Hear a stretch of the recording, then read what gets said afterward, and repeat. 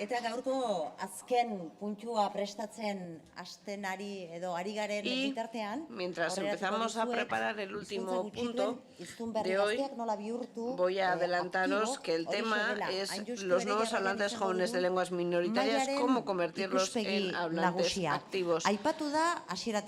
Desde el principio se ha comentado que la educación es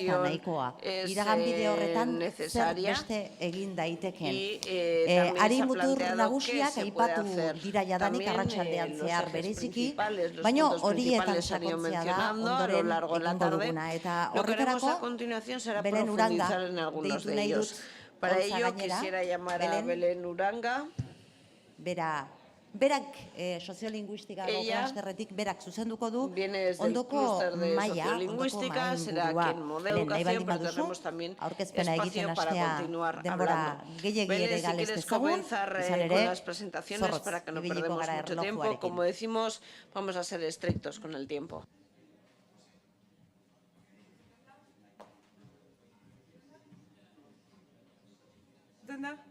Bai.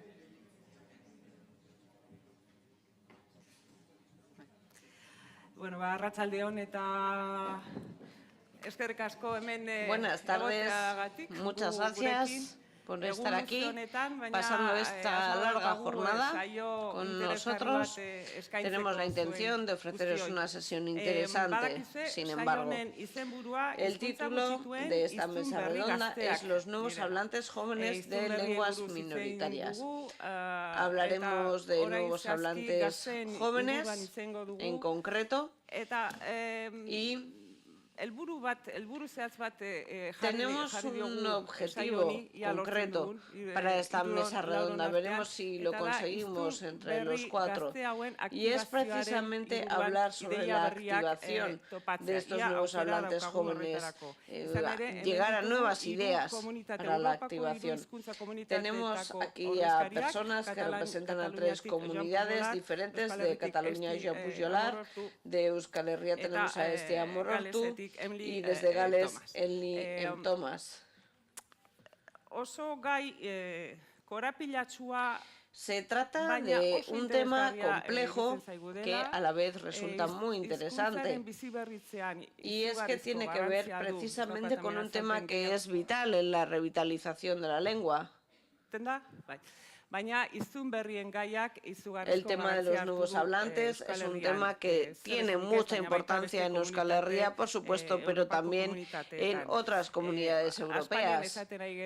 Hace tiempo que venimos diciendo que la comunidad de hablantes euskaldunes y otras comunidades se están transformando. Aquí tenemos muchos hablantes también en las 3 comunidades que representan, quienes están aquí conmigo en esta mesa redonda, y tenemos un reto compartido, que es precisamente el de los nuevos hablantes. Queremos que haya nuevos hablantes, los está habiendo, y la inquietud que compartimos, el deseo que compartimos, es el de tener nuevos hablantes activos. Por lo tanto, vamos a hablar sobre la activación del uso de la lengua, y vamos a hablar sobre todo sobre 2 cuestiones. En primer lugar, sobre los elementos que favorecen el uso de una lengua, y en segundo lugar, sobre los elementos que impiden el uso de la lengua. Y quizás me he extendido demasiado, ya me perdonaréis. Tendremos en primer lugar a Joan Pujolar, es catalán, licenciado en Filología Anglo-Germánica y en Filología Catalana por la Universitat Autónoma de Barcelona, es máster en Estudios Lingüísticos y doctor por la Universidad de Lancaster. Él es profesor asociado y actual director del programa de doctorado sobre la sociedad de la información y el conocimiento de la Universidad Oberta de Cataluña. Es el director del grupo de investigación sobre lenguaje, cultura e identidad en el mundo global.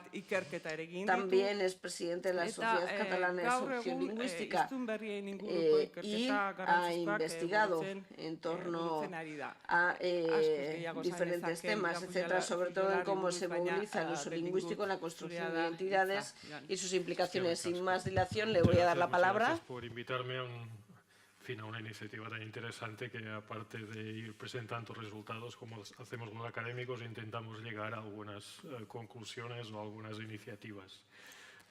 Yo hoy básicamente voy a intentar hablar solo centralmente del concepto de muda lingüística, que es el concepto que hemos estado trabajando en Cataluña y en otros contextos con algunos colegas también de aquí, a los cuales les va a sonar ya muy familiar algunas de las cosas que explicaré. Pero básicamente la pregunta es esta de que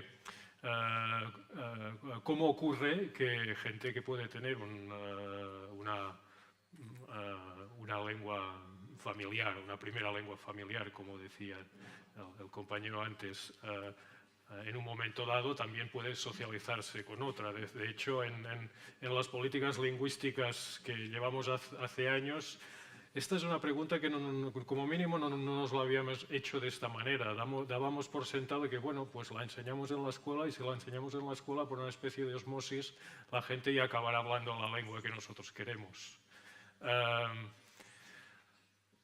Nosotros luego, la experiencia ha sido también bastante compartida en muchos de estos contextos, pues constatamos de que la gente las lenguas sí las aprende, pero los patrones de uso suelen ser más conservadores y digamos las lenguas propias o minoritarias no han avanzado tanto como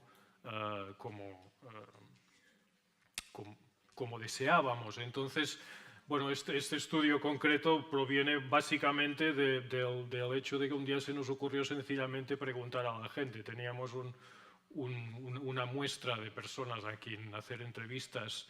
Básicamente son personas, la mayoría de unos 20, 30 y pocos años, que la mayoría de las cuales habían hecho toda su vida educativa ya en el sistema catalán a partir del principio de los 80, y les preguntamos, bueno, a los que hablaban castellano originalmente en familia, cómo es o en qué momentos empezaron a socializar el uso del catalán, porque lo que es aprender catalán o utilizarlo en la escuela como lengua para hacer las actividades escolares, para aprender, para hacer los exámenes, esto muchos lo hacen, la gran mayoría lo hacen, pero no es tan normal que adopten la lengua para la comunicación habitual. Y descubrimos que básicamente pues, se deben dar unas circunstancias, unos momentos en la vida de la gente en que se producen unos cambios, la gente reorganiza un poco la manera de comunicarse. Y estas circunstancias tienen que darse, no se dan con todo el mundo. Y es esto lo que llamamos mudas, los momentos en que se produce este cambio lingüístico. En nuestro caso ahora estamos hablando del momento concreto en que una persona que utilizaba solo el castellano como lengua de comunicación adopta también el uso del catalán como lengua de comunicación, no necesariamente de forma exclusiva, pero la cosa quiere decir que en unos contextos sociales, en unas relaciones sociales, en unos espacios, etcétera, pues introduce el catalán y entonces funciona en catalán de una manera también más o menos consistente, porque esto también es que las lenguas no se utilizan al tuntún, ¿no? Como se dice aquí. La gente adopta como unos patrones de uso y suele buscar una coherencia, pues lo hablo con esta gente, lo hablo en estas actividades, en esos espacios, etcétera, etcétera. Y eso es lo que llamamos mudas lingüísticas, lo llamamos momentos de transformación de las prácticas lingüísticas que comportan nuevas formas de presentarse socialmente, porque para mucha gente es una decisión bastante importante de lanzarse, dicen en Cataluña, lanzarse a hablar catalán, ¿no? No presuponemos que representan unos grandes cambios en ideologías políticas, en ascripciones ideológicas, etcétera, etcétera. La gente decide hablar catalán y punto, y luego, digamos, también se puede hablar de otras cosas, pero una cosa no lleva automáticamente a la otra. Y básicamente lo consideramos como una de las maneras en que la gente reorganiza es una reorganización del repertorio lingüístico de la gente. Aquí un poco para contextualizar, Ahora, aquí ya que estoy hablando solo de la población del Principado de Cataluña, más que nada porque, bueno, si cojo muchas otras áreas de los países catalanes, como hay tantas diferencias, entonces se tiene que matizar y se alarga mucho la presentación. Pero en los datos ya un poco antiguos de la encuesta de usos lingüísticos del 2003, que utilizo estas porque las tratamos de una manera especial para tener una información que aún no hemos podido renovar, pero nos salen un 36%, 36,8% de gente que tiene el catalán como lengua inicial, el 55% que tiene el castellano, el 8% declaraba las dos lenguas. Pero también era una encuesta en que se preguntaba, y aquí está también el dato, de la gente de la lengua que utilizaba habitualmente, incluso se les preguntaba un porcentaje, bueno, si utilizas el catalán, ¿con qué porcentaje más o menos? Que es una información de detalle que puede ser muy subjetiva, pero también es interesante en muchos puntos, como por ejemplo, pues, que de hecho nos damos cuenta que de la gente que utiliza el catalán como lengua habitual de comunicación, aunque no sea la lengua mayoritaria, el 40% no lo tiene como lengua materna. Entonces aquí se puede dar el argumento de los hablantes de catalán, digamos, los nativos son solo el 60% y los hablantes no nativos el 40%. De aquí, digamos, la importancia del tema de los nuevos hablantes también en Cataluña. Eta hori ikusten dugu nabarmen geratzen dela hiztun berrien garrantzia Katalunian. Me lo miro cada 10 años o algo así, porque a veces me da miedo de eta ni batzuetan ez nez ausartzen datuak eratzen, datu egonkorrak emate gustatzen zaidalako. Hay como un 17% de nacidos fuera del Estado español y un 18% Kataluniako biztanleen ehuneko 35 ez da Katalunian jaiotakoa. El Estado español fuera de Cataluña. Se podría eliminar gente del País Valencià o de las Baleares, etcétera, pero tampoco son muchos.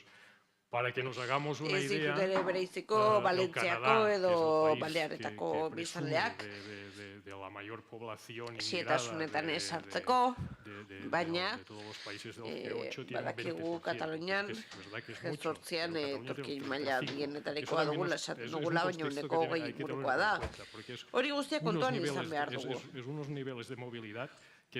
Kontuan izan behar dugu en comparación con la mayoría de otros casos. Gure mugikortasunak nahiko bereziak direla, beraz.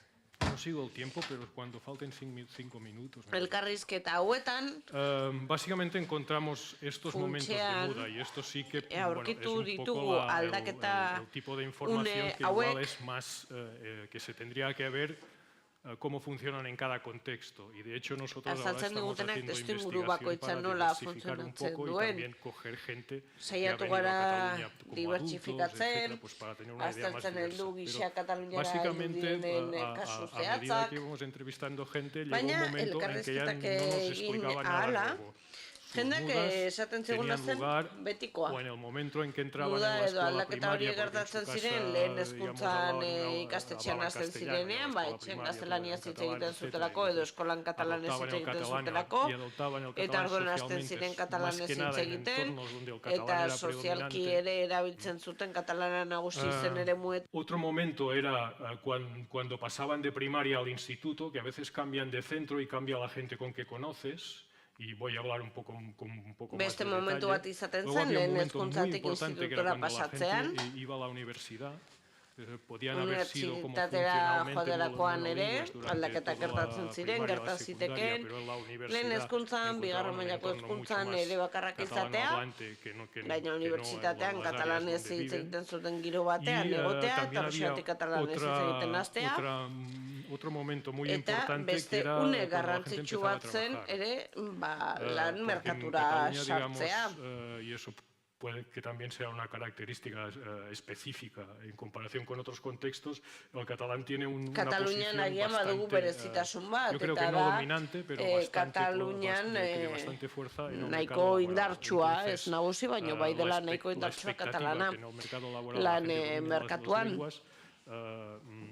Eta espero da jendeak bi hizkuntzak hitz egitea, eta nahiz eta jendeak nolabiteko erresistentziarik izan, katalana hitz egiteko, edo ez baziren ausartu ordurarte katalanez hitz egiteko, lanera heltzean bere ala hasten ziren. Y a veces luego hay otras circunstancias, cuando se crea una nueva familia, se conoce, se tiene una nueva pareja, familia berri bat ere sortzean, batzuk aldatzen y también había un momento ohiturak. bastante interesante que era con los hijos. Eta bazen beste une garrantzitsu bat eta zen guraso bihurtzean. La mayoría de opciones lingüísticas, la gente las toma con gente que ya tiene una historia, pero la historia de normalean aldaketa linguistikoak gertatzen dira norberaren historioan aldaketa gertatzen direnean, batzuk erabakitzen zuten adibidez erabaki izatean katalanez hitz egitea haiei. Bien, y aquí voy a explicar pues unas cuantas experiencias concretas para que nos hagamos un poco la idea de lo que representa estas mudas y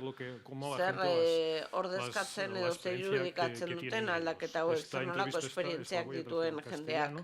Yo, por ejemplo, en el instituto, cuando empiezas a relacionarte con mucha gente te habla catalán y hay personas que cambian, porque aquí hay un poco el problema de que cuando los catalanes detectan que la persona tiene dificultades, pues se pasan al castellano. Azten dira, zailtasunak antzematen baituzte, Euskal Herrian pentsatzen ere horrela izango dela baten bateko euskaraz egitean zailtasunak dituela antzematen duzuenean. Eta ordan nik eskatu nien mesedez ez aldatzeko, nik gehiago praktikatu nahi nuela katalana, eta lehenengo aste eta gero, denbora urten hitz egiten zuten katalanez, beraz askok baliatu egin dute, ingurune aldaketa hori, jende berri ezagutze une hori, empezar algunas de tus relaciones y esas relaciones las puedes establecer en catalán. Y aún tienes que vencer resistencias porque, digamos, tu ambición de hablar catalán puede no ser creíble para todo el mundo. Y eso tenemos que... Eta batzuetan gerta daiteke denek ez sinestea. Y esto es otro ejemplo igual, pero de una persona que cuando se va a la universidad, la persona que vive en Girona, katalana hitz egin duzula, adibidez Gironako norbait Bartzelonara joaten denean ikastera, inork ez du ezagutzen, eta hori aitzakiatzat erabiltzen dute. Se fue a vivir con una gente que ya conocía, pero que había conocido en un entorno fuera de Girona. Y con eso sí había hablado catalán katalana hitz egiten hasteko adibidez. Naiz eta Gironan ez hitz egin katalana, naiz eta Gironan denek gehienak jakin katalana. Horrexegatik ingurune aldaketa horiek eta inorrez ezagutze horrek erraztu egiten du autu hori egitea. Inork ezin du erabaki zein den zure hizkuntza behikularra. Ya estoy acostumbrado. Eta horrela, Bartzelonara joatean adibidez, oitzen ziren katalana hitz egitera, gero Gironara itzutzen zirenan, dagoeneko dituta zeuden katalana hitz egitera. Lantokian, aquí era un grupo de adolescentes de 16 años o 17, que la mayoría eran del perfil de que se niegan a hablar catalán en clase. Incluso uno maestro de catalán, estaban discutiendo. Dice, ya, pero te imaginas que estás haciendo esto de administrativa y te coge en el ayuntamiento. En el ayuntamiento, por decirte algo, te viene una persona mayor o quien sea, tía, digo, hablando catalán, tú no le vas a contestar en castellano. Digamos, es un poco para ilustrar cuál es el sentido común, porque en otro contexto, en castellano ya está, pero en Cataluña, digamos, la gente se siente como un poco obligada en este entorno y aunque se puede negar a hablarle catalán al maestro, cuando está en el lugar de trabajo y cree que en aquella situación se supone que debe hablar catalán, digamos, su planteamiento de resistencia no funciona de la misma manera. Y luego, bueno, tenías unos 2 o 3 comentarios también porque, bueno, lo he tratado todo como una cosa de iniciativa individual, pero hemos de tener conscientes que hay también unas estructuras que funcionan de una manera que aún tenemos que entender, por ejemplo, las diferencias de clase. Y este me decía, también un castellano hablante de origen, y dice, hombre, en Sabadell está muy claro que hay mucha diferencia entre la gente de barrios de la periferia que somos nosotros, y la gente del centro de la ciudad, que es más catalana. Después, los barrios han surgido subgrupos que son los que han estudiado y los que no han estudiado. La diferencia yo creo que es esta. La gente que ha estudiado a lo mejor utiliza el catalán, la gente que no ha estudiado no utiliza ikasi ez dugunak, ikasi ez dutenek ez dute katalana hitz egiten, ni unibertsitatean hasi nintzen katalanez hitz egiten. Y luego, cómo la gente gestiona eta gero dago nola kudeatzen duen jendeak elebiduntasun hori, inguru elebidun hori. Eta hemen badago anekdota bat bereziki gustatzen zaidana. Eta horren arabera batzuekin katalanez, batzuekin erderaz hitz egiten zuten. Adibidez, eskide batzuekin gaztelaniaz hitz egiten dut, eta haiekin ez dut behar bada katalanerekiko duten jarrera partekatzen, beraz bi mundu desberdinetan sentitzen naiz. Ematen dut ez bizitza parela ditu dala, zoritxorra dago da, baina batzuetan badira, bueno, txorra dago da, baina badira pertsona batzuk bere adiskide guztiak elkartu eta festa batean, eta niri asko kostatuko litzaidake hori egitea. Bueno, esto es una manera... modu bat... Bai. Nora egingo dut atzera. Ah, sí, aquí. Bai, holaxe. Bueno, es una manera que he intentado entenderlo nik modu honetan ulertu nahi izan dut. Y no lo van a entender un poco, pero para ver que además hay diferentes variables y esta es una zona muy catalanohablante, no muy catalanohablante. Katalanoan bali mazaude, hain beste katalanetik den beste beste mazaude. Hau da, batzutan kapital simbolikoa metatzen da, batzuk gehiago metatzen dute, beste batzuk gutxiago, emakume eta gizonen kontua, genero kontuan, hemen beko kuadrante honetan, emakumeak bakarrik bigarren mailako ikasketak dituztenak bakarrik gutxi jartzen dira beste talde batzuetan. Beraz, oraindik ere hemen ulertu beharra ditugu nola tartekatzen diren genero klasea harremanak. Eta azken gogoeta praktikoagoak nik proposatu nahi nuen implican reorganizar el repertorio lingüístico asociados con cambios que en la vida de los espacios de la vida, de los espacios geográficos, humanos y sociales. Geografiko, sozialetan dauden aldaketa gehienak nahiko aurresangarriak dira. Hau da, aurresan diteke, pertsona honek aldaketa izango du, baina gertatzen da puntu konkretu batzutan, gertatzen da. Beraz, hemen badugu, jakintza bat o ezagutza bat konkretu ezin daitekeena. Aldaketak aztertzea ikastea ere dakar, normalean nola hitz egiten dugun hizkuntzari buruz askotan nortasun kulturalarekin lotzen da, baina aldaketak edo mudak aztertzeko ikusi behar da ze harreman duen jenderen esperientziarekin.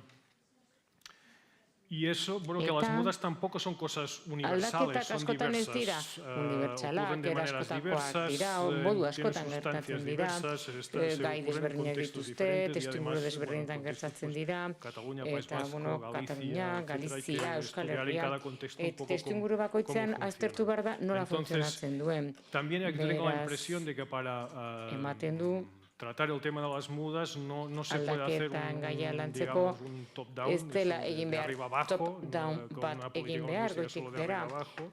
Es un espacio de práctica muy ligado al contexto y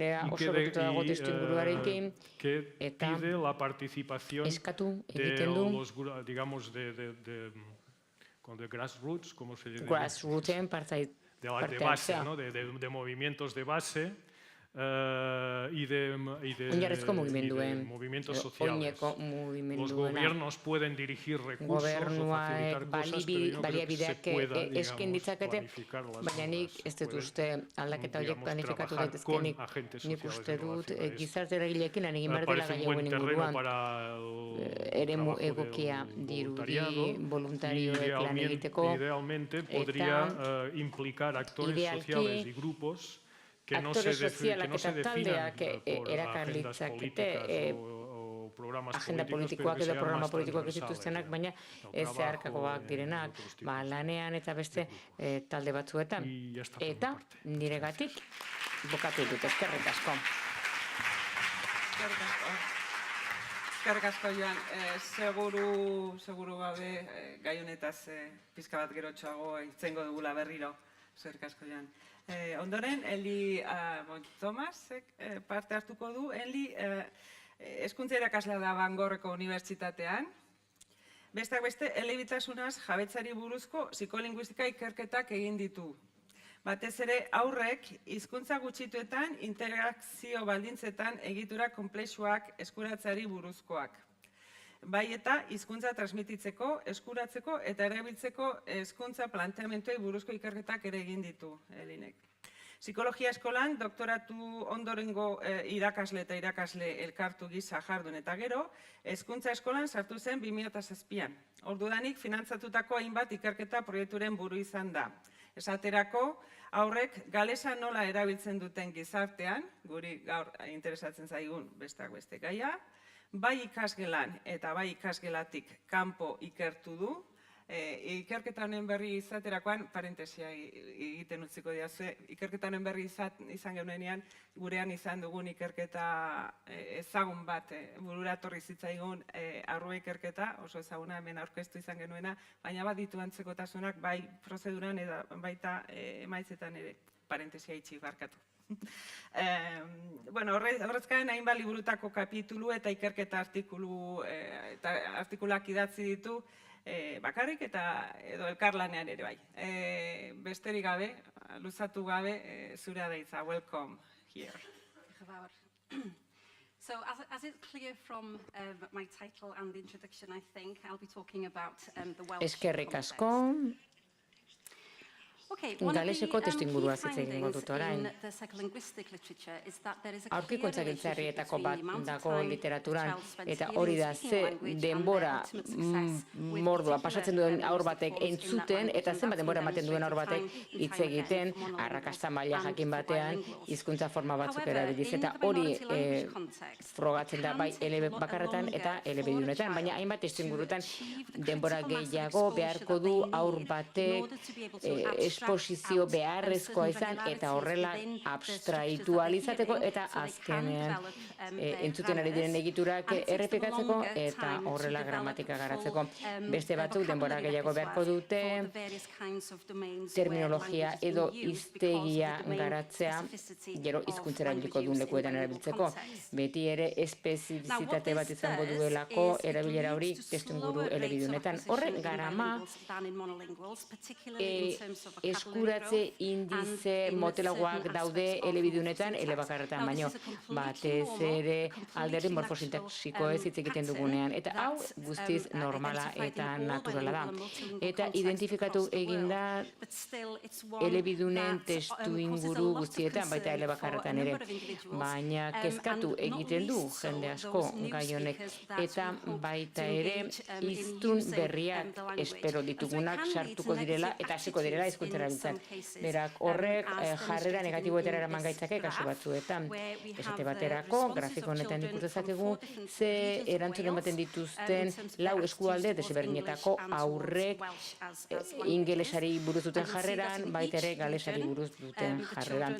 Eta ikus dezakezue eskualde bakoitzean aurrak jarrera askoz positiboago zutela ingelesarekiko galesarekiko baino. Eta patroi hauek baita ere eragin nahi izan dezakete aur horiek duten autoestimuan. Horri buruz hitz egin dugu pixka bat. Hau da, hiztunak sentitu dezakete ez dutela beharraina menderatzen hizkuntza erabili ahal izateko. Eta hori askotan gertatzen da hiztun berriekin galeseko testuinguruan aur askok esango dute, bueno, ez dut nahikoa ezagutzen behar bezain ondo hitz egiteko. Hau da, adibidez, aurrek esaten dituzten gauzak galesen. Hau da, bere hizkuntzan esaten dute, baina itzulpena eskuinen agertzen da. Hau da, jende asko begiratzen zaitu, baina jakin barko zenuke, baina ez zera ondo sentitzen, pensatzen duzu gehiago hitz egin barko zenukela, baina horrek zure konfiantzan eragiten du. Galesen jarraitzen du hitz egiten. Batzutan badut aukera hitz egiteko, baina batzutan ez dut gustatzen galesen hitz egitea, ze ez dut uste ondo egiten dudala. Eta aurrek ere askotan ze konparatu egiten dira elebakarrekin, hizkuntza horren elebakarrekin, eta ama hizkuntza dutenekin, eta pentsatzen dute desberdinak direla, eta sentitu dezakete, gauzak ez direla bidezkoak, gauzak ez direla zuzenak beraientzat galesez jarraitzen du hitz egiten. mae pobl sydd ddim yn siarad Cymraeg adra yn trio lot mwy a maen nhw'n yn y same achos maen nhw'n trio lot. A mae pobl sy'n siarad Cymraeg adra gallu gwneud well achos maen nhw'n already gwell, maen nhw ddim gorfod trio.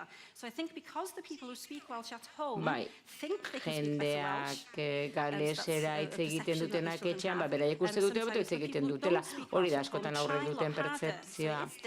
Baina zaila da beste hizkuntza bat ikastea, esaten dute aurrek, etxean ikasi ez duzunean. Beraz, saiatu egiten dira, gainerakoek bezala hitz egiten, baina noski askoz ere zailagoa da hizkuntza ez dutenentzat.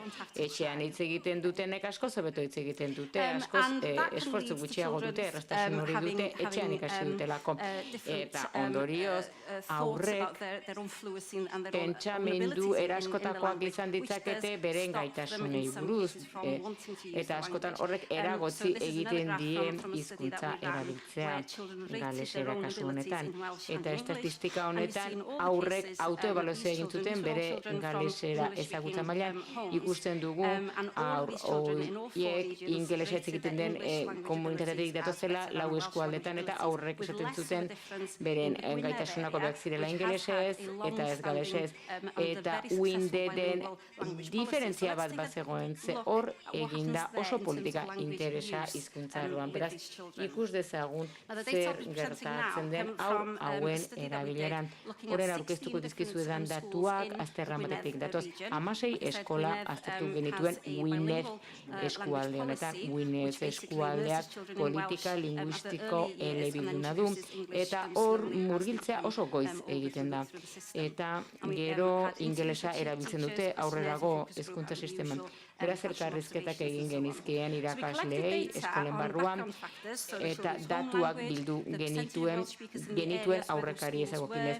Ze hiztun euneko zeuden, zeintzuk hitz egiten zuten etxean galesera, gero ere, aztertu genuen zate baterako genero aldagaia, baita ere ikusi genuen ze erabilera zegoen ikasgela barruan eta ikasgela kanpoan, baita ere ze erabilera soziala zuen hizkuntzak, zergatik erabakitzen zuten hauek erabiltzea galesera beren testuinguru sozialean edo ez. Baita ere datuak bildu genituen ikasgela barruan. Bai aurrekariak eta bai jokabidezkoak. Ikus dezagun nola erabiltzen den galesera ikasgelatik kanpo. Marra hauek guztiek zenbat eta ilunagoa izan kolorea orduan eta ingeles gehiago erabiltzen dute. Beraz, lehen marrak adierazten zuen galeseko aurrak non gurasoek galesera hitz egiten zuten. Erdialdean galesera eta ingelesa hitz egiten zen etxetan eta goian bakarrik ingelesa hitz egiten zen. Hemen argi eta garbi ikusten dugu noski zenbat eta ingeles gehiago hitz egin etxean aurroiek gero eta gehiago erabiliko zutela ingelesa baita ere bere adiskideekin eskolako jolaslekuan. Harrigarriena izan zen, gainera, aur 1% bat bazegoela galesa hitz egiten zen etxeetan, azkenean konparatzen baldin badugu ingelesarekin normalean askoz ere gehiago hitz egiten zuten ingelesez galeseraz baino. Emaitza antzekoak lortzen ditugu konparatzen dugunean familia hauetako zenbatek hitz egiten duten ingelesa antzeko datuak ditugu. Hau da, gurasoek galesera hitz egiten ez duten kasuetan hemen ikusten dugu 179ak elkarren artean jolas orduan ingelesez hitz egiten zuten. Konparatzen baldin badugu, 130arekin non jadanik konstelazio handiagoa zegoen gales izunen aldetik. Baina benetan harritu gintuena izan zen aurrek ere ingelesez hitz egiten zutela irakasleekin horrek harritu gintuen ze ari gara ingurune elebidun batetaz. Eskola arloan non irakasleek galeseraz hitz egiten zieten aurren 137 gehienak ingelesako etxeetatik zetozen, ingelesa ere hitz egiten zuten irakasleekin, nahiz eta haiek galeseraz hitz egin beraiekin. Beraz, hitz egin dezagun orain galeseraren erabilera sozialaz. Ikasgelan ze gertatzen zen eskola bitartean eta benetan harritu gintuena izan zen oraindik ere ikasgelan tresna galesera zenean aurrek esaten zuten insistitu egiten zuten ingelesaren erabileran. Eta, hori ingeleseko klasean edo eskolan gertatu daiteke, baina aldeak zeudenez, beren jatorrien eta familien arabera, ez zen beti horrela gertatzen. Hemen berriz ikusten ditugu, haietako gehiago ingelesez hitz egiten zutela, gurasoek galesa hitz egiten zutenean. Baina adiskidekin zer hizkuntzatan hitz egiten zuten. Hau lurralde zailagoa da. Ingelesez hitz egiten zuten lagunekin ere eskola barruan. Hau da, galesa tresna denean, ari gara aipatzen. Hau da, 30 hau daudenean eskolan, eta elkarren artean ingelesez ari direnean hitz egiten, planteatu beharra dago ze puntutaraino hau den murgiltze egoera bat. Hau da, aurra gales murgiltza egiten ari da, edo ingelesa. Zer egin dezakegu hori guztia ebazteko, hemen ikusten ditugu, ze ezberdintasun dauden jatorriaren arabera. Baita ere beste gauza interesgarri bat izan zen ikustea, mutilek joera gehiago dutela ingelesa hitz egiteko adiskideekin eskolan neskek baino. Neskek galesera gehiago hitz egiten zuten. Neskak normalean esanekoagoak izaten dira, eta horregatik neskek gehiago hitz egiten zuten galesera eta mutilek ingelesa. Hau, benetan interesgarria iruditu zitzaigun. Mutilek hitz egiten zuten ingelesa, bai jolaslekuan eta bai eskolan. Zer egin genezake beraz egoera hobetzeko? Nik eskola hauek bisitatu nituenean, benetan ikusten nituen ume batzuk egun osoan galeseko hitz bakar bat ere esaten zutenak. Beraz, ze aukera zuten horiek beren burua ingaleseraz erabiltzera emateko. Beraz, animatu egin behar genituen aurroiek galesera gehiago erabiltzera. Hemen ikusten dugu taula bat, hemen ikustezakegu zenbat alditan hitz egiten zuten aurrek galeseraz eta ingelesez eskolan, bai irakasleekin eta bai beste aur batzuekin. Eta jakin nahi genuen, aurrei nolabait animatu zitzaketen esaldi luzeagoak egitera, galesera erabiltzera. Irakasleak bai animatzen zituzten esaldi luzeak erabiltzera galeseraz, eta horrelako gauzak esaten zizkieten, esate baterako zer egiten duzu jatekoa lortzeko. Hau da, erantzun luzeagoak lortzeko. Normalean, etxe ingelesetik anzetozenak irakasleari ingelesez erantzuten zioten. Eta hori gertatzen zenean, orduan, normalean, irakasleek erabiltzen zuten erabilera elebidun bat. Usten zieten aurrei elkarrizketa bi hizkuntzetan egiten. Haiek galeseraz galdetu eta aurrak ingelesez erantzuten zuten. Aurrak ulertzen zuen galesera, baina ez ziren eroso sentitzen galeseraz erantzuten. Baina utzi egiten zieten ingelesez erantzuten. Eta nik uste dut sentiberatasun hori importantea dela. Baina horrek ez du animatzen aurrak galesera erabiltzera. Ikustezagun orain ze interakzio dagoen aurren artean. Konparatu dugu baita ere zer egiten duten aurrek elkarren artean testuinguru hauetan. Eta hori guztia oso importantea da hizkuntzaren erabilera bultzatzeko orduan. Hemen berriz ere ikusten dugu proportzio altu batean aurrek batez ere ingeles etxetik zetozenak ikusten genuen ingelesez hitz egiten zutela elkarren artean. Beraz, gomendio asko atera ziren azterketa hauetatik. Horietako batzuk aztertzen ari ziren dagoeneko. Eta saietu ginen ikusten zer ari ziren egiten beste toki batzuetan. Nire iritziz ikuspegi holistiko globala erabili behar dugu, datuak metodologiak behar dugu, soziolinguisten laguntza behar dugu, linguisten laguntza behar dugu, irudi argiago bat izateko eta auzi hauei modu egokian ekiteko. Galesen gainera behar dugu, ikusi behar dugu, ze teknikak egon daitezken aurren jokabidea aldatzeko, eta aurren elkarren arteko jokabideak aldatzeko ere bai. Aurrak hizkuntza hori ikasten ari dira, elebidunak izatera iritsi daitezke, baina ze teknikak erabili galesera gehiago erabildezaten aurroiek.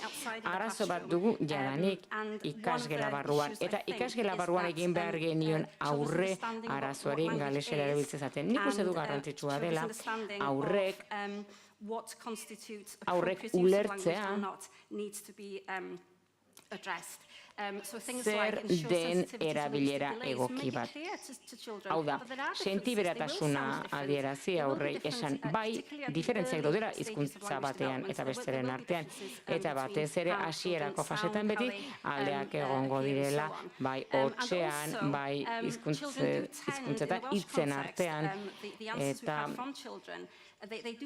guri aurrek ematen zizkuten erantzunen arabera konturatu ginen energia handia erabiltzen zutela, esaten erabiltzen ari ziren hiztegia etzela egokia, etzela zuzena, eta beraientzat hori arazo bat zela, ze galeseraz ahalegintzen zirenean esaldiak egiten, ezin zutela egitura bera erabili, beraz hitzak ez zituztenean ingeleseko hitzak hartzen zituzten, beraz kodeak aldatu beharrak ditugu, eta alagindu behar dugu aurrak animatzen eta esaten modu egokian erabildezaketela konplejurik gabe, baina hasieran ez daitezela urduritu ingelesetik hartu behar badituzte hainbat mailegu eta hainbat kalko egiten badituzte. Beraz, ikuspegi hori importantea da baita ere aurraren jokabideen aldetik, eta hemen txutziko dut, eskerrik asko. Egia esan, pena pixka bat ere ematen du moztea gure gomidatuen hitza, baina horrelako formatua aukeratu genuen honakoan. Ondoren, Esti Amorrostu kitzeingo du, Esti Amorrostu ezaguna da gure artean, Euskal Filologian lizentziatua da Deustuko Unibertsitatean, eta hizkuntzalaritzan doktorea University of Southern California. La Universidad de California. Gaur egun Deustuko Unibertsitateko hizkuntza moderno eta euskal profesora de lenguas modernas de la Universidad de Deusto y también vicedecana de profesorado. También eta euskal hizkuntza eta kulturako graduetan ematen ditu imparte clases en el grado de magisterio y también dentro de la didáctica de lenguas. Tiene infinidad de publicaciones y sobre todo desarrolla estos temas en sus publicaciones. Análisis del discurso, sociolingüística, entre otros temas. Durante estos últimos años ha analizado la actitud de los nuevos hablantes del euskera con respecto a la lengua, junto con otros autores. Y acaba de publicar, y estamos ya podemos ofreceros ya los resultados de una última investigación que ha realizado Esti Amorrostu sobre los nuevos hablantes, las actitudes y las conductas de los nuevos hablantes. Si lo queréis, en la entrada tenemos ejemplares de esta nueva obra de Esti Amorrostu. Esti, tienes la palabra. Sí, muchas gracias. Buenas tardes a todos y a todas. Este es nuestro tema. Vamos a volver otra vez al tema del euskera, cómo activar a los nuevos jóvenes hablantes del euskera.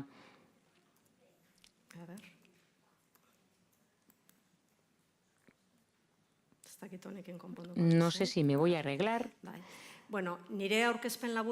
En esta breve presentación voy a desarrollarla en dos partes. Por una parte voy a presentar algunos resultados de la investigación que he realizado. Bueno, no funciona por lo visto. Sí, ahora sí. Voy a presentar una serie de resultados de la investigación que hemos realizado y hacia el fin de mi intervención voy a hacer una serie de propuestas que son muy interesantes porque no son nuestras de los investigadores que hemos participado, sino que son los resultados de un seminario que hemos hecho con distintos investigadores. Pero de eso hablaré al final de mi intervención.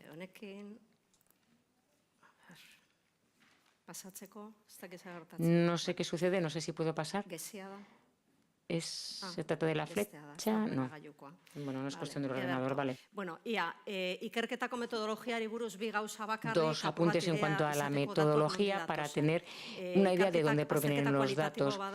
La investigación cuenta con un análisis cualitativo, trabajamos en grupos de debate y en conversaciones semidirigidas. Esta técnica la adoptamos porque queríamos que los participantes en la investigación, que los nuevos hablantes, es decir, contaran cuáles eran sus experiencias en cuanto al uso de la nueva lengua que habían aprendido. Partiendo de ahí, obtuvimos una serie de resultados que consideramos que eran muy importantes y así también decidimos analizar una serie de cuestiones de manera cuantitativa. Y los datos que voy a presentar aquí se refieren a los dos ámbitos, al cualitativo y al cuantitativo. Para nosotros, el nuevo hablante del euskera es aquella persona que ha aprendido el euskera fuera de la familia, pero aquí solamente analizamos aquellos que tienen un nivel avanzado en el uso del euskera, un nivel óptimo.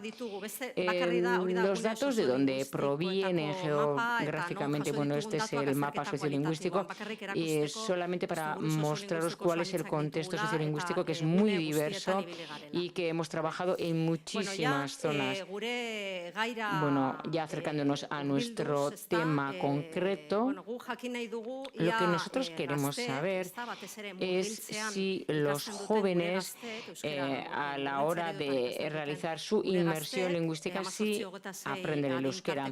Hemos analizado a los jóvenes entre 18 y 26 años.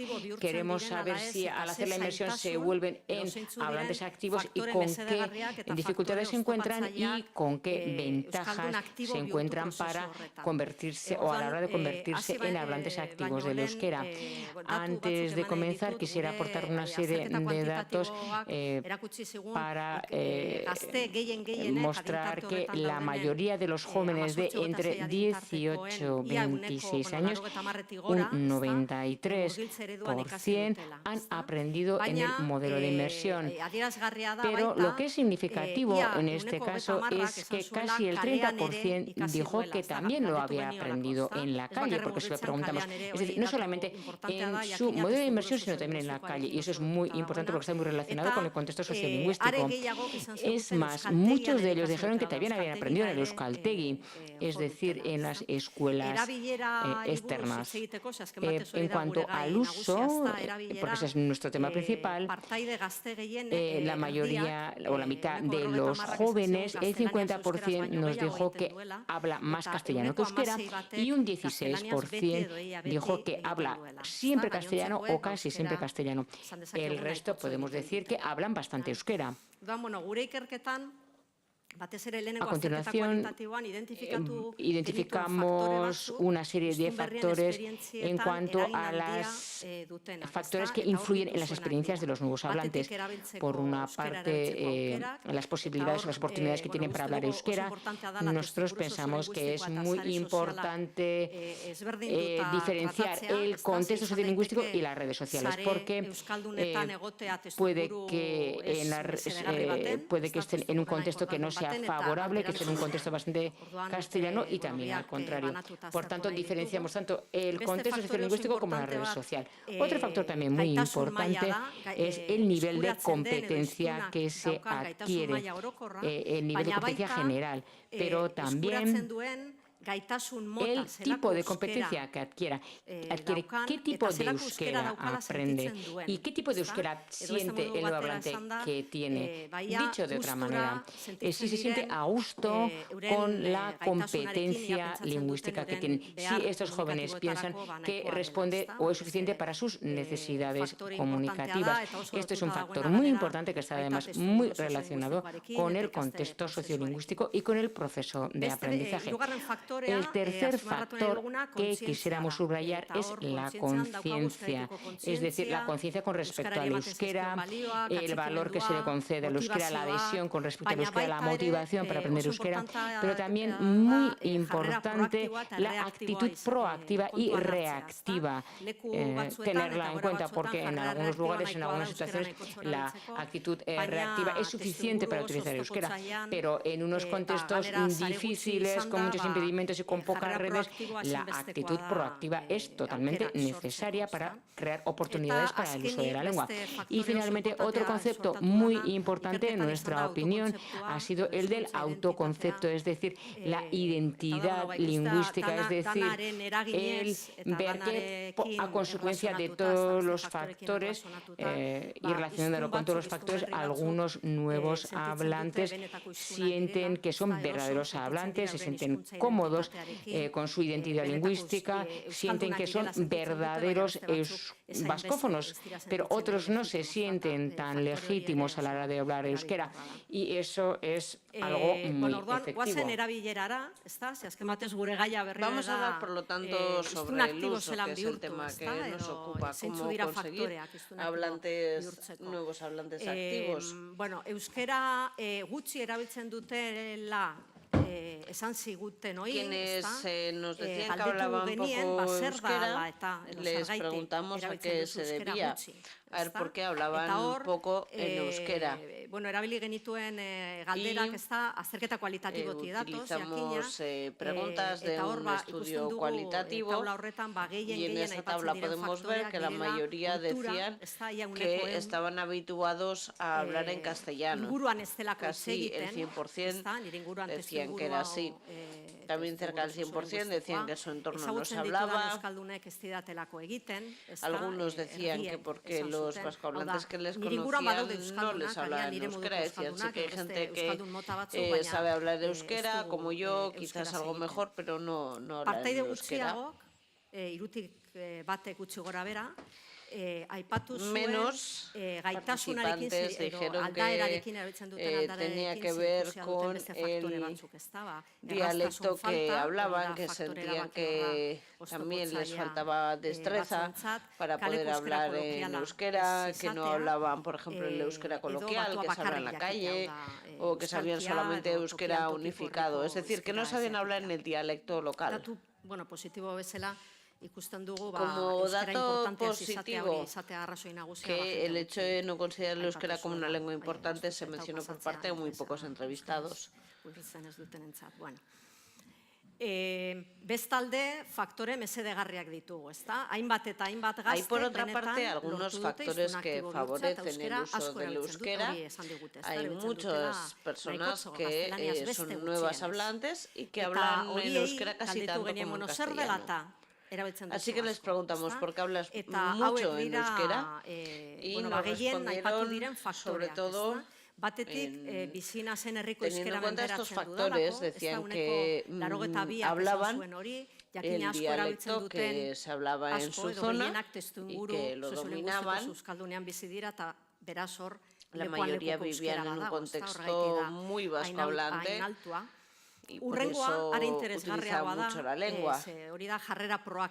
También, y esa tiene que ver con la actitud proactiva, había quienes decían que aprovechaban cada oportunidad que tenían para hablar en euskera, que hablaban euskera en cada contexto que podían. Esto lo respondían el 76% de las personas que hablaban mucho en euskera.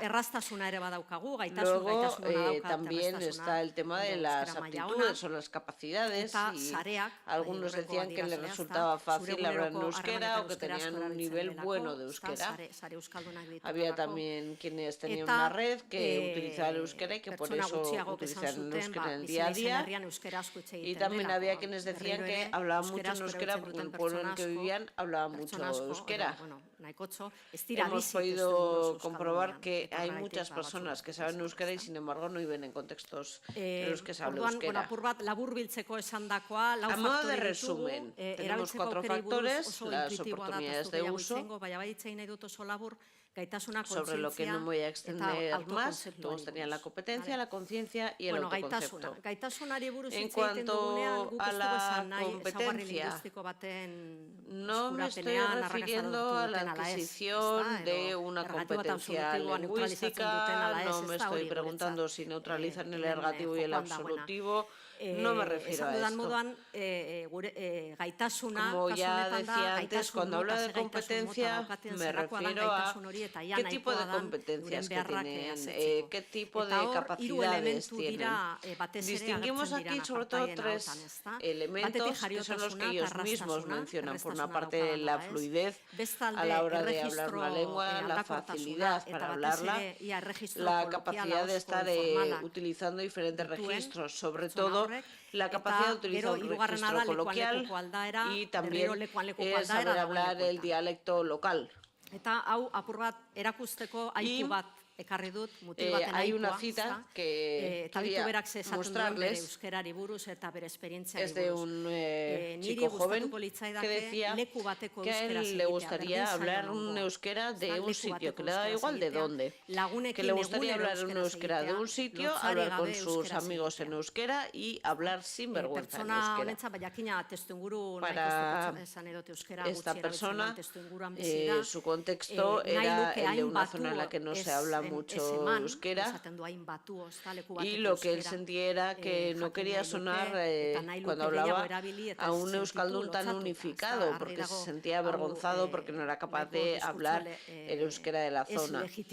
Este es un discurso no legitimador que está bastante extendido.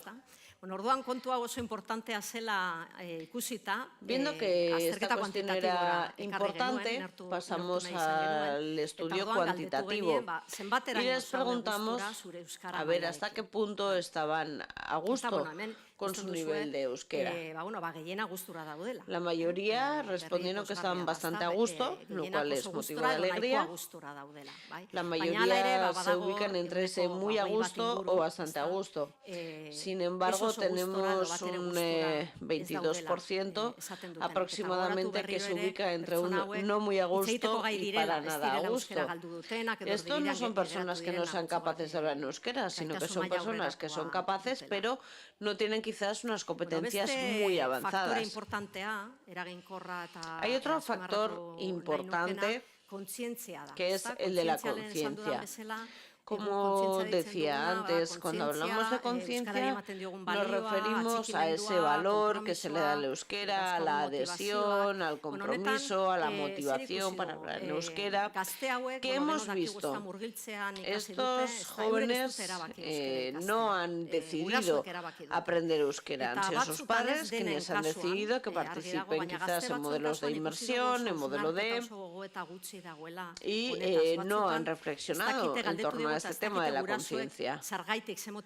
A menudo les hemos preguntado por qué creen que sus padres les matricularon un modelo D y no sabían respondernos. Es algo que no se han planteado.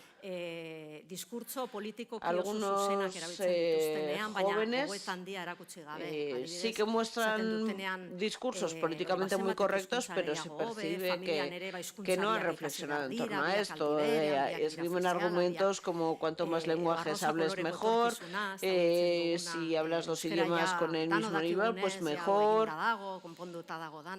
Y también utilizan el discurso de la no imposición a menudo, pero lo que percibimos es que quienes utilizan este tipo de discursos realmente no han reflexionado en torno a estos temas.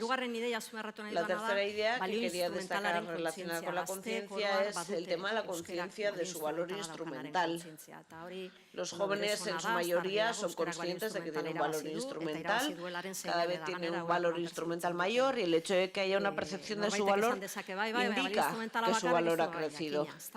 Y por supuesto que no hay solamente un valor instrumental, pero el valor instrumental también Hay que reconocerlo, es importante. Eta orain, azken faktorera, aipatu nahi dudan paso al azken último faktorera factor, pasatuko naiz, hizkuntza identitatea. que es el de la identidad lingüística. Faktore hau, egia esan da, Este factor, hau apur bat, ez que nuen espero. a decir verdad, era un factor que no esperábamos encontrarnos. No estaba contemplado en nuestras hipótesis iniciales, pero cuando tuvimos las reuniones de los grupos de debate, ya desde la primera reunión, nos dimos cuenta de que los jóvenes, y no solo los jóvenes, tienen muchas ganas de hablar sobre la identidad lingüística.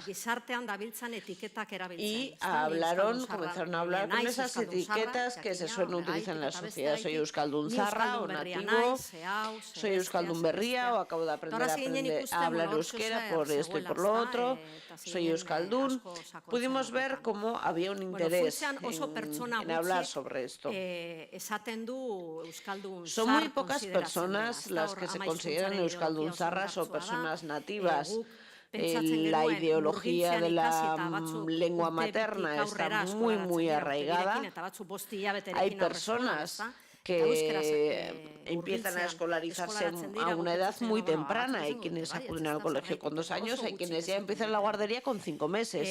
Y aún así no hay una conciencia de que sean hablantes nativos. Lo que también percibimos es que muchos de los jóvenes que participaban en modelos de inmersión decían que eran euskaldun berris, es decir, que eran euskaldun berris porque no era su lengua madre, su lengua materna.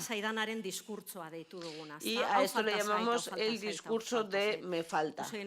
Me falta esto, me falta lo otro, ¿no? Y sentíamos que ellos mismos percibían una falta de legitimación. Los porcentajes están aquí a la izquierda, en esta tabla. Y hay también otra identidad lingüística que es muy interesante. Me avisan de que me quedan solo 5 minutos, voy terminando. Por lo tanto, hay otra identidad muy interesante que es la de euskaldun, es decir, la de vasco hablante. Dicen, no soy ni euskaldun berri ni euskaldun zar, yo simplemente soy euskaldun o vasco hablante. Estas personas tienen una buena competencia, una facilidad para hablar en euskera, tienen recursos lingüísticos informales, tienen oportunidades de utilizar la lengua y además son capaces de hablar en el euskera de la zona. Bueno, en estos 4 minutos y medio que me quedan, rápidamente hablaré del seminario con los agentes que celebramos en Bilbao. Ahora no los puedo mencionar porque me falta el tiempo, pero teníamos como objetivo, por una parte, contrastar los resultados de nuestros estudios y además el reflexionar de una forma compartida con sobre diferentes formas de activar a los nuevos hablantes jóvenes. Y pudimos plantearnos qué tipo de iniciativas funcionan, cuáles no, qué vías podíamos abrir. Fue un seminario para recoger propuestas. Fue muy enriquecedor, recibimos muchísimas ideas y simplemente voy a destacar algunas. Quizás sean generales, pero tenían que ver con precisamente el valorar a los nuevos hablantes. Esto es algo que creo que nadie cuestiona. También había un consenso total en torno a la importancia de escuchar a los jóvenes, darles protagonismo. Ahí también había un consenso total. No son ideas nuevas, además. Quizás para mí fue más nuevo algo que se mencionó en más de una ocasión y por parte de más de una gente. Y era que en las acciones y en los eventos que se llevan a cabo con los jóvenes deben ser acciones significativas para ellos, vinculadas a las emociones. Se hablaba de emociones una y otra vez, de esa vinculación con la emoción, con lo emocional. Y muchos agentes decían que antes se utilizaban discursos de concienciación que ya no funcionan. Antes se utilizaban discursos como, bueno, hablan euskera, si no el euskera se va a perder, el euskera es lo que nos hace vascos. Y algunos agentes decían que eso ya no funciona con los jóvenes y que lo que están ahora poniendo en práctica es precisamente el recurrir a la emoción, al aspecto emocional, planteándoles como qué es para ti el euskera, cómo has vivido esto, cómo has vivido lo otro.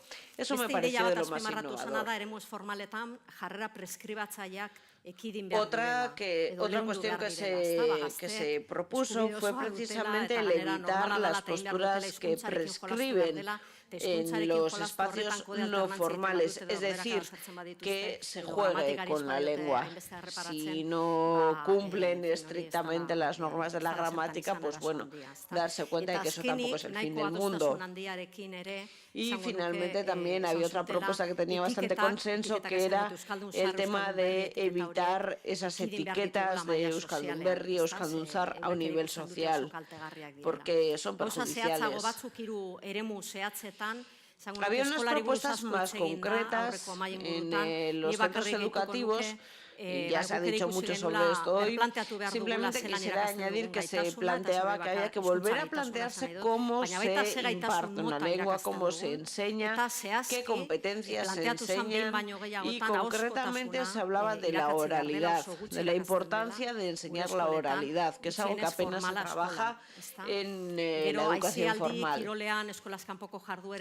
También se hablaba de la necesidad de hacer una planificación lingüística, establecer objetivos lingüísticos para las actividades de ocio, para las actividades deportivas, y aquí hay una implicación a muchas personas, y por eso es necesario que haya una planificación lingüística. No es necesario decir, o sea, no es suficiente con decir, bueno, vamos a hacer fútbol en euskera, hace falta planificar.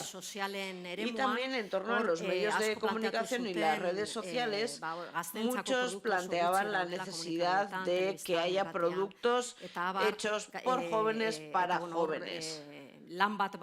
Que hay mucho que hacer tanto en televisión como en otros medios. Hay una carencia de productos atractivos para jóvenes, y las redes sociales y las nuevas tecnologías brindan oportunidades que se deberían aprovechar. Y con esto termino. Muchas gracias.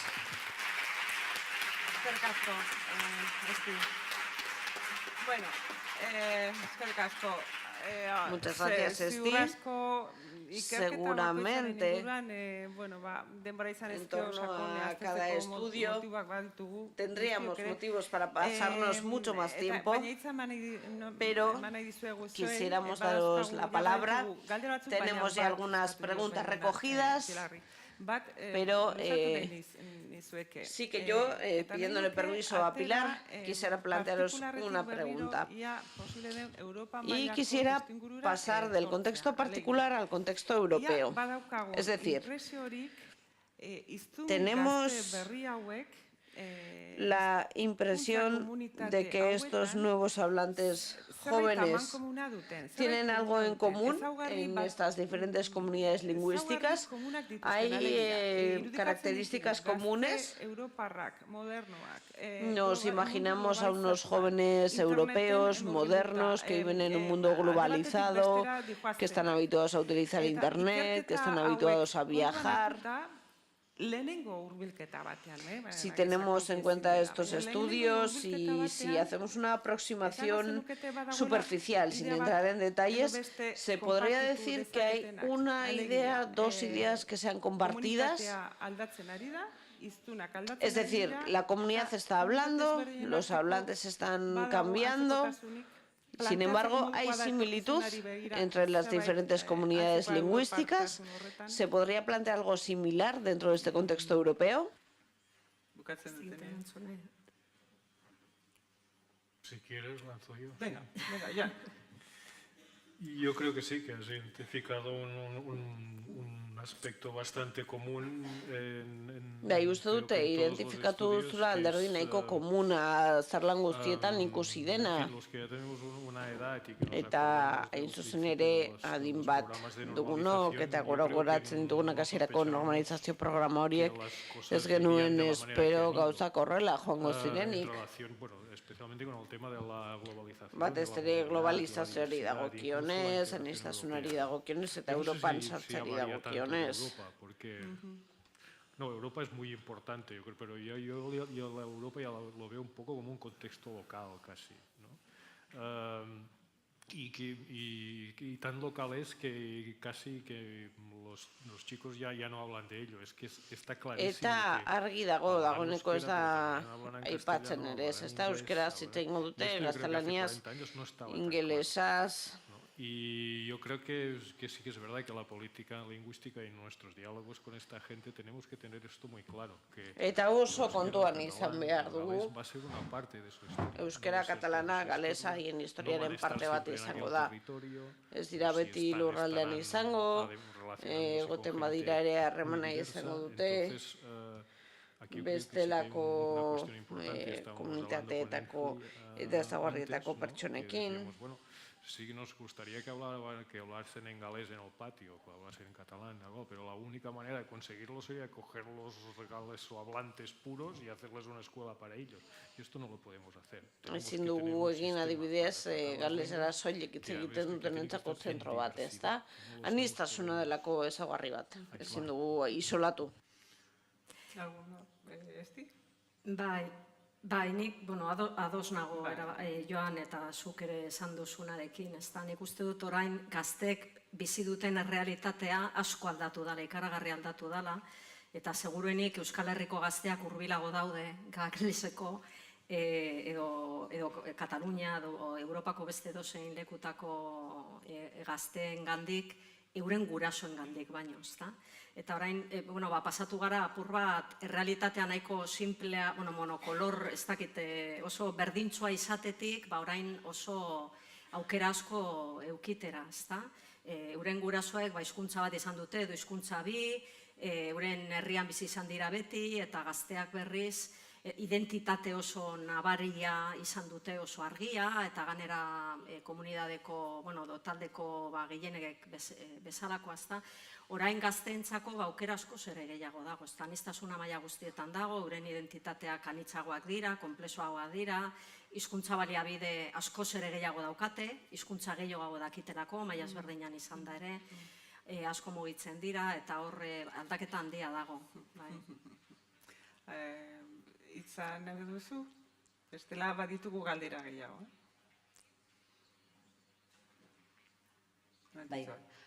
Momentutzat. Yeah, okay, I'll just add one or two things. I think one thing that's clearly in common across gauza pare bat, baude gauza komunak, the opportunities to be egoera hauetan.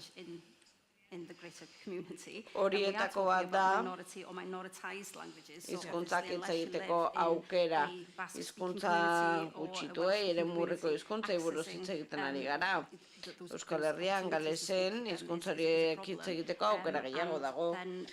Baina leku batzuetan hitz egiteko aukera hori ere arazoa izan daiteke, eta puntu hori ere aipatu beharra dago.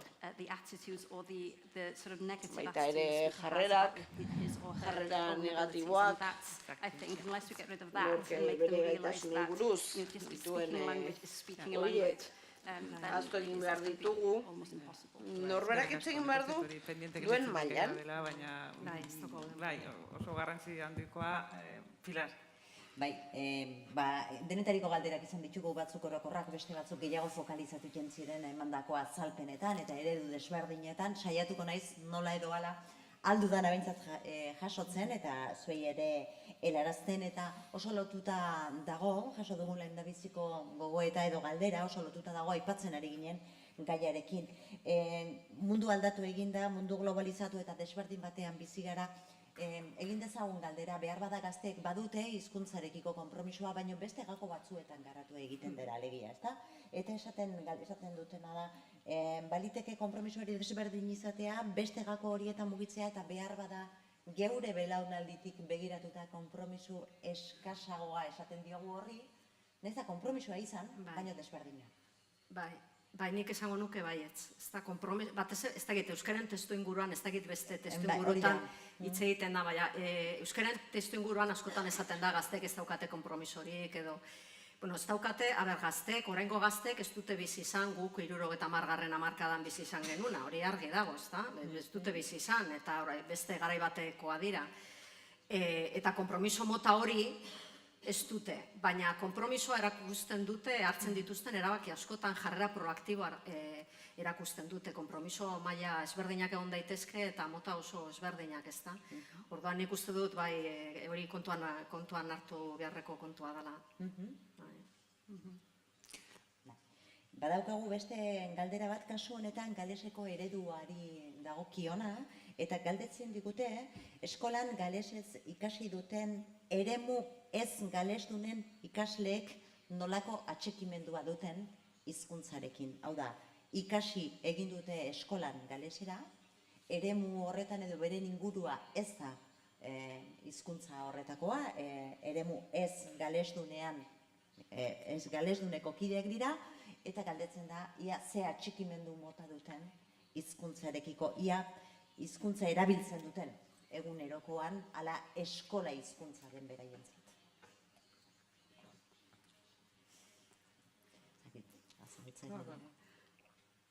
I think it depends on the region. There are some regions that are highly anglicized, but there are eskualde batzuetan ingelesa asko erabiltzen da. Send the children to against the children's will, and in some cases the children are very happy to be galesa in those schools. And I think it depends mainly on the constellation of speakers in their friendship circles. Friendship circles are of the same-minded children who don't see the point. They see it only as the instruction during the day. It's not seen as a communicative tool. Eta batzuetan ez duten motivazioa komunikatzeko ikasgelatik kanpo behartu egiten dituztelako, ez da? Patroi hori nahiko orokortuta dago. Jaso dugun beste zerbait, ez da? Batzuetan, aurre emanez hori izan zitekeela erantzuna edo nola jorratu daitezken emozioak eta bestelako motivazioak, ez da? Eskolak ematen ez duen parte hori. Bai, nik erantzuteko. Egia esan da, interesa daukanak idazten badit, emango diot beste baten izena.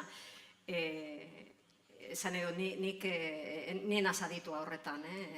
Uste dut emozioen gaia oso importantea dela. Ikerketa mailan ere interesa jorratu dut emozioen papera uste dut oso importantea dela, baina zehatz-mehatz ekimen egin emozioekin lotua hori eragileek txibatu zidaten. Esan dut hori ez da.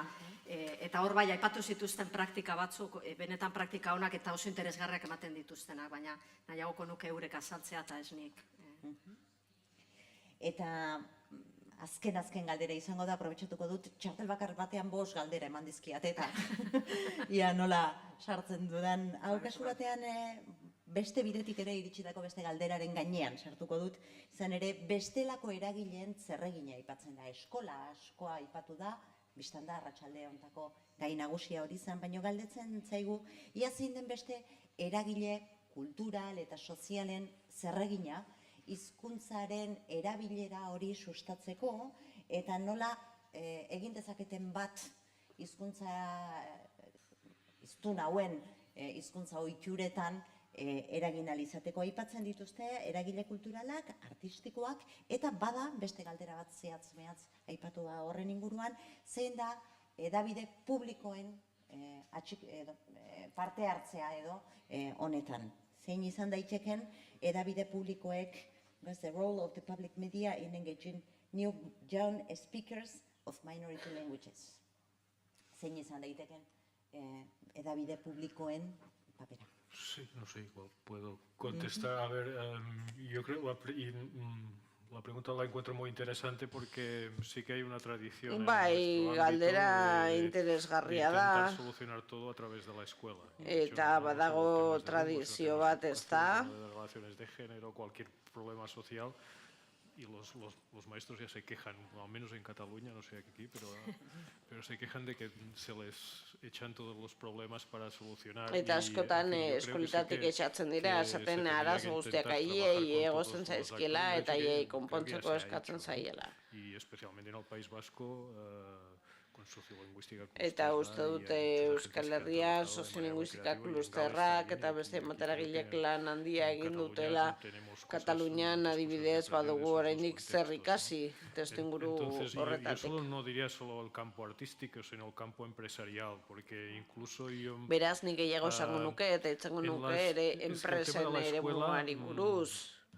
Sí que podemos trabajar mucho con el profesorado. Ikastetxeetan lan handia egin dezakegolako irakaslekin, baina aurrak ez dira tuntunak, gazteak ez dira tuntunak, eta lo que invierten en unas cosas o en las otras. Erabakitzen dutenean, zertan inbertitu edo ez, oinarritzen dira haiek ikusten duten horretan. Enpresa baldin badituzte, beraien gizarterantzukizuneko korporazioaren gizarterantzunkizunean, hizkuntzarekin lotutako zerbait, orduan ikusiko dute ez da, katalanarekin lan ere human gertatzen den bezala. Uste hori oso garrantzitsua dela, eta uste gai hau ez dela soilik kultura sailarena, zel guztiena baizik. Beste zerbait erantzi nahi baldin baduzue, honen inguruan, eta lez baldin bada... Sí, yo también quería dar apoyo un poco al comentario que ha hecho Ainsley sobre el tema de la corrección. Nik ere nahiko nuke aipatu gramatika eta hizkuntza zuzentasunari buruz zerbait esan duenaren aritik badago sektore bat oso garrantzitsua oso kezkatuta dagoena hizkuntzaren egituren zaintzarekin, hizkuntzaren kalitatearekin, eta hemen ikuste badugula gatazka delikatu bat. Porque hemos de solucionar, no sé si se puede solucionar, la narrativa de qué es lo que estamos haciendo behar dugulako egiten ari garenaren narratiba. Zergatik egiten ari garena katalana, galez ere euskara hitz egiten dugunean. Zertarako ari gara, iraganeko zerbait berreskuratzeko edo gaur egun bizitzen ari garen zerbait bizitzeko uste dut hor lehentasunak ezarri beharko ditugula. Hay algunas cosas que también los académicos tendríamos que intentar entender, por ejemplo... Eta akademiatik ere gauza batzuk ulertzen saiatu beharko gineateke, eta New Yorken ikasketa hispanikoak ikasten zituzten batzuekin, hitz egiten genuen ez desprogramatu egin behar zirela ikasleak denen gaztelania gaizki hitz egiten zutela ziotelako onatortzen zirenean. Eta uste dut hori badela arazo estruktural bat hizkuntza guzti eragiten diena, eta uste dut honek agerian jartzen duela oso argi ez daukagun arazo bat. Lan egin beharko dugu horren gainean eta horrekin, zalantzari gabe, esan gabe dualako, hiztun horiek aktibo bihurtzea badela, anistasunari bidea irekitzea hori gabe nekez egin ahal izango dugulako aurrera. Mila esker, arratsaldeko hezkuntzaren inguruko gogoeta interesgarri hori guztiak biltzeko eskaini diguzuen aukerarengatik eta begi puntua jartzeagatik jarri behar den tokian. Eskerrik asko, txalo eskatzen dizuet beraientzat. Mila esker. Eta gaurkoa hemen utziko dugu, ziazuen bakarri gogoratzen bihar goizeko 9:00 hemen izango garela, jarraituko dugula entzuten, seguru sortuko direlako gehiago honen inguruan, besterik gabe esango dizuet, ia 184 erabiltzaile aktibo izan ditugula Twitterren ere, ez bakarrik hemen izan zaretenok, hortik kanpora ere izan direlako, honen inguruan hitz egiten, 809 tweet izan direla lehen egunean ikusiko dugu, eta hori bai garrantzitsua dela euskeraz, gaztelaniaz, ingelesez, gaelikoz, katalanez, galegoz eta frantsesez ibili garela hizketan, izan garela hizketan egun osoan zehar, eta horrek 2 milioi erabiltzaile posiblengana iristeko aukera eman digula. Bueno, gure txikian... De llegar a 2 millones de usuarios posibles. Jarraitzea proposatzen dizuet biharko. Y os propongo que nos sigáis también mañana, porque estaremos hablando de lenguas minoritarias, pero no somos pocos, somos muchos los que estamos aquí hablando. Continuamos mañana a las 9 de la mañana. Trataremos otras perspectivas relacionadas con la pluralidad lingüística o diversidad lingüística, que es el tema que nos ocupa estos días. Os esperamos aquí mañana puntuales. Muchas gracias. Mhm.